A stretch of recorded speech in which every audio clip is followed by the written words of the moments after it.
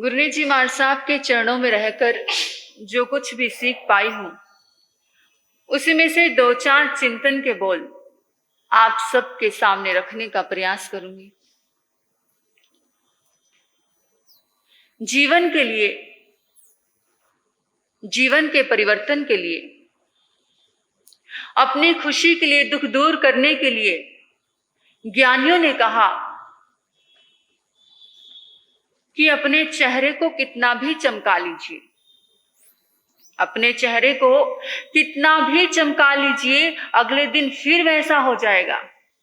लेकिन अगर आपने अपना मन जरा भी चमका लिया तो आपका जीवन बदल जाएगा। इसलिए अपने मन को चमकाइए। लोग कपड़े बदल बदल करके मंदिर में जाते हैं, लोग कपड़े बदल बदल करके स्थानक में जाते हैं, लेकिन महापुरुषों का कहना है कि कपड़े बदल करके ही नहीं, कपड़े बदल करके ही नहीं, अपने मन को बदल करके भी जाइए, आपका जीवन सार्थक हो जाएगा। लेकिन देखिए, मनुष्य इतना बेईमान है, इतना बेईमान है, इतना बेईमान है। आपकी बात नहीं कर रही हूं, इतना बेईमान है। मंदिर में बैठा है, पूजा कर रहा है, प्रार्थना कर रहा है, अर्चना कर रहा है, और ध्यान से सुने, प्रार्थना क्या कर रहा है? मैं खुश रहूं, मेरे बीवी बच्चे खुश रहे, बाकी दुनिया जाए भाड़ में। अरे भाई, दुनिया भाड़ में जाए ना जाए, लेकिन तू भाड़ में जरूर जाएगा, क्योंकि तू अपने भाव से गिर रहा है। जीवन के लिए, जीवन को खुशहाल बनाने के लिए, जीवन के परिवर्तन के लिए, जीवन की समृद्धि के लिए इस मुल्क के ऋषियों ने कहा कि आदत बुरी सुधार लो, बस हो गया भजन। परिवार में, फैमिली में बच्चे से कोई गलती होती है, बड़ों से कोई गलती हो जाती है, ये नौकर से कोई गलती हो जाती है, तो हम जल्दी से दंड देने की सोचते हैं। लेकिन कभी चिंतन किया कि जब हमसे कोई गलती होती है, हमें अपने आप को भी तो दंड देना चाहिए। आज सुबह सुबह उठ करके अगर आपने पूजा नहीं की, प्रार्थना नहीं की, अर्चना नहीं की, समायिक नहीं की, गुरु के दर्शन नहीं किए, प्रवचन नहीं सुना, तो आज दंड दो अपने आप को कि मैं आज के दिन चाय नहीं पीऊंगा। ये अपने आप को दंड देना हो गया। अगर आपने किसी को कठोर शब्द बोल दिए, किसी कोमल हृदय को ठेस पहुंचा दी, किसी को कर्कश शब्द बोल दिए, किसी की आंखों में आंसू ला दिए, अधर्म कमा लिया, तो चिंतन करो, चिंतन करो कि मेरे मुंह से ऐसे अपशब्द कैसे निकल गए, मेरे मुंह से कर्कश भाषा कैसे निकल गई, कैसे मैंने किसी कोमल हृदय को ठेस पहुंचा दी, कैसे किसी की आंखों में आंसू ला दिए, कैसे मैंने अधर्म कर लिया। चिंतन करो और अपने आप को दंड दो कि आज के दिन मैं 1 घंटा मौन रखूंगा। ये अपने आप को दंड देना हो गया। जीवन को शुभ बनाने के लिए, जीवन को अच्छा बनाने के लिए कहा जाता है कि समय बहुत कीमती है, समय बहुत बहुमूल्य है, लेकिन मनुष्य इसकी कीमत नहीं करता। एक बार समय बीता जा रहा है, एक बार नदी की घाट से जो पानी उतर जाता है वो वापस लौटकर नहीं आता। एक बार जो उम्र गुजर जाती है वो वापस लौटकर नहीं आती। समय एक बार जो बीत जाता है वो वापस लौटकर, अभी जब हम बच्चे थे, क्या वापस बचपना ला सकते हैं? अभी जवानी आने के बाद में क्या वापस बचपने में वापस लौट सकते हैं हम? बुढ़ापा आ गया, क्या वापस जवानी आ सकती है? नहीं आ सकती। इसलिए समय बहुत बहुमूल्य है, बहुत कीमती है, इसकी वैल्यू करो। भगवान महावीर स्वामी ने कहा, हे गौतम, समय मात्र का भी प्रमाद मत करो। आंखें झपकते ही असंख्यात समय बीत जाता है, लेकिन मनुष्य इसकी कीमत नहीं करता। जो समय की कीमत नहीं समझता, समय उसकी कभी कीमत नहीं समझता।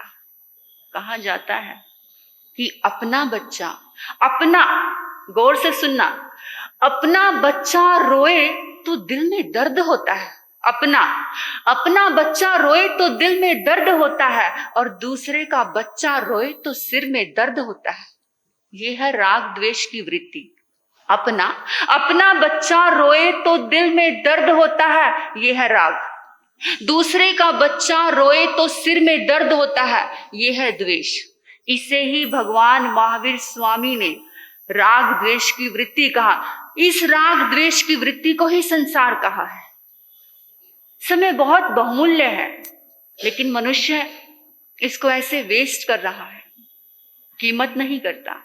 अगर हम कहें कि भाई सत्संग के लिए आया करो, हमारे साथ टाइम नहीं है। प्रवचन के लिए आया करो, प्रवचन सुना करो, हमारे साथ टाइम नहीं है।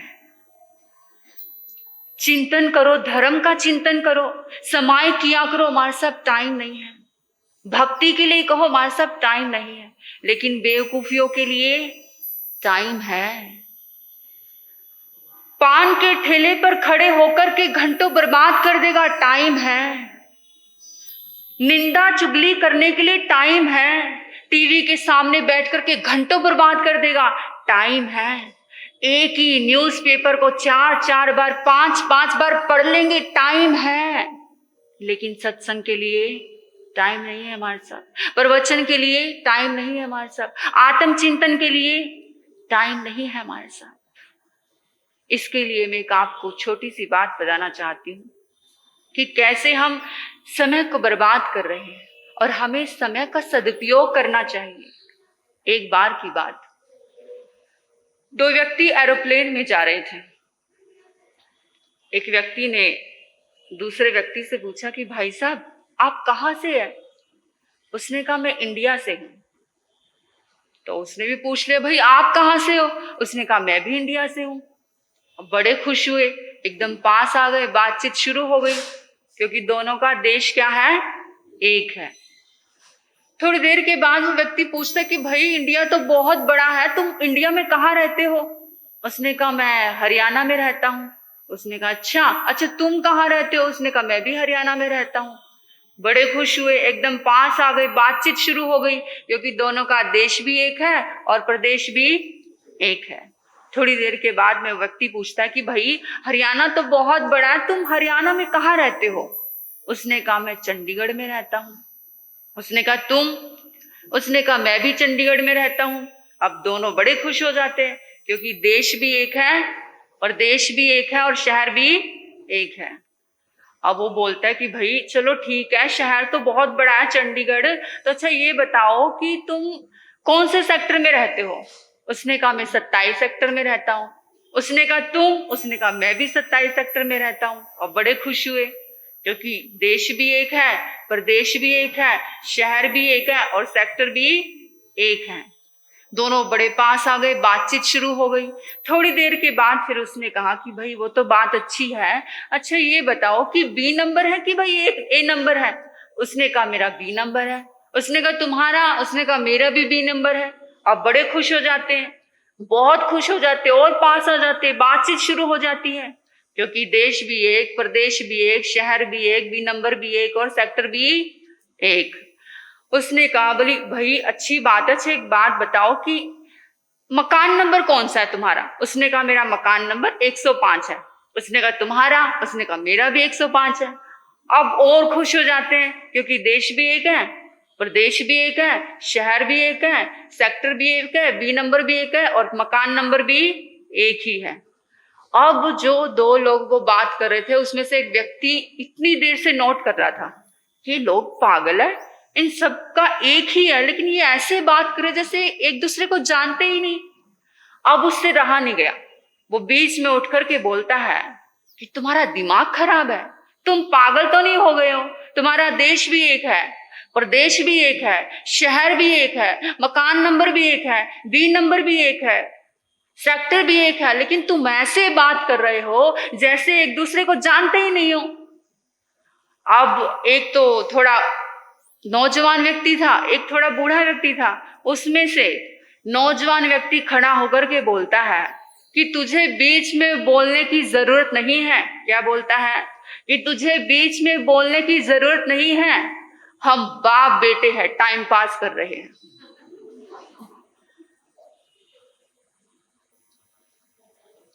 हंस रहे हो, हंसते हुए बहुत अच्छे लग रहे हो, ऐसे ही हमेशा हंसते रहिए। कहा जाता है कि हमारी वजह से किसी के चेहरे पर हंसी आ जाए, इससे बड़ा कोई पुण्य नहीं होता, और हमारी वजह से किसी की आंखों में आंसू आ जाए, इससे बड़ा कोई पाप नहीं होता। धर्म की, अधर्म की, पुण्य की, पाप की, इससे बड़ी कोई डेफिनेशन दुनिया में नहीं है। इसलिए इस बात से हमें ये समझ आता है कि हम भी ऐसे ही कर रहे हैं, हम भी टाइम वेस्ट ही कर रहे हैं, हम भी टाइम पास ही कर रहे हैं। कहते हैं कि व्यक्ति 40 साल का हो जाए बिस्तर पर पड़ा पड़ा, 50 साल का हो जाए बिस्तर पर पड़ा पड़ा, 70 साल का हो जाए बिस्तर पर पड़ा पड़ा, 80 साल का हो जाए बिस्तर पे पड़ा पड़ा, उसमें 1 साल, 2 साल, 3 साल, 4 साल तो बीत जाएंगे, लेकिन वो अपने जीवन में कुछ भी उपलब्ध नहीं कर पाएगा। कहा जाता है कि वासना के बिस्तर पर जन्म लेना, वासना के बिस्तर पर जन्म लेना, लेकिन धर्म के बिस्तर पर मर जाना, आपका जीवन सार्थक हो जाएगा। जीवन के लिए, जीवन को ब्यूटीफुल बनाने के लिए, जीवन को सुंदर बनाने के लिए मंजिल मिले ना मिले ये तो मुकद्दर की बात है, मंजिल मिले ना मिले ये तो मुकद्दर की बात है, लेकिन हम कोशिश भी ना करें ये तो गलत बात है। अगर अपने जीवन में आगे बढ़ना चाहते हो तो 4 चीजों को कचरे के डिब्बे में डाल दीजिए। गौर से सुनना। सबसे पहला पॉइंट, आज का सबसे बड़ा रोग क्या कहेंगे लोग? आज का सबसे बड़ा रोग क्या कहेंगे लोग? इस बात को कचरे के डिब्बे में डाल दीजिए। अगर आप यही सोचते रहेंगे लोग क्या कहेंगे, लोग क्या कहेंगे, लोग तो कहेंगे, कहना उनका काम है। अगर आपको अपनी मंजिल को पाना है तो पीछे मुड़कर के देखने की जरूरत नहीं है, क्योंकि कहा जाता है कि जितना सम्मान हाथी को मिलता है उतना सम्मान पशुओं में, जितना सम्मान हाथी को मिलता है उतना सम्मान किसी को नहीं मिलता, और जितने भौंकने वाले कुत्ते हाथी के पीछे होते हैं उतने किसी के पीछे नहीं होते। इसलिए अगर आप नए मुकाम बनाएंगे, मंजिल को पाने वाले हो, सफल होने वाले हो, तो लोग तो आपकी टांग खींचेंगे ही खींचेंगे। बैठे हुए व्यक्ति की कोई टांग खींच सकता है क्या? नहीं खींच सकता। इसलिए इस बात को कचरे के डिब्बे में डाल दीजिए कि लोग क्या कहेंगे, तो आपको सफल होने से कोई रोक नहीं सकता। दूसरा पॉइंट, मेरा तो भाग्य ही खराब है। बहुत सारे लोग अपने भाग्य को कोसते रहते हैं। अपने भाग्य को मत कोसिए, क्योंकि भाग्य भी तो तुमने ही बनाया है। बहुत सारे लोग कहते हैं उनके हाथों में जो लकीरें हैं उनमें उनका भाग्य है।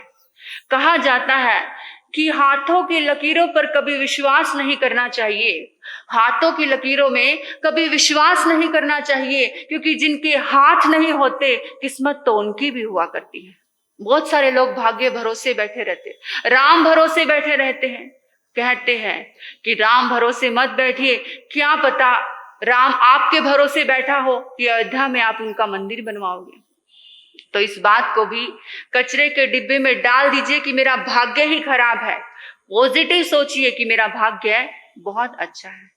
तीसरा पॉइंट, बहुत सारे लोग कहते हैं ये काम मुझसे नहीं होगा। बहुत सारे लोग चलने से पहले ही हार मान लेते हैं। बहुत सारे लोग कोशिश ही नहीं करते। लेकिन कहने वाले ने कहा कि लहरों से डरकर कभी नौका पार नहीं होती, लहरों से डरकर कभी नौका पार नहीं होती, और कोशिश करने वालों की कभी हार नहीं होती। और इम्पॉसिबल का आई ही कहता है कि आई एम पॉसिबल। भगवान ने कहा कि क्यों सोचते हो जिंदगी के बारे में इतना, क्यों सोचते हो जिंदगी के बारे में इतना? जिस परमात्मा ने जिंदगी दी है उसने भी तो कुछ सोचा होगा। परमात्मा कोई भी चीज बेकार नहीं बनाता।